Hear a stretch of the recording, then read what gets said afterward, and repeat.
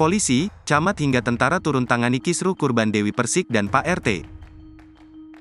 Perseteruan antara Dewi Persik dengan Ketua RT 06 masih belum selesai. Setelah mediasi yang berakhir deadlock atau tak mencapai kesepakatan karena hal itu, Camat Cilandak, Jaharudin menuturkan, pihaknya bersama Polsek dan Ramil akan menemui kedua belah pihak untuk selesaikan masalah tersebut. Meski begitu, Jaharudin mengatakan masih belum menentukan jadwal pertemuannya dengan pihak Dewi Persik. Pasalnya kata dia, pihak kecamatan harus menyesuaikan dengan kesibukan pedangdut Dewi Persik.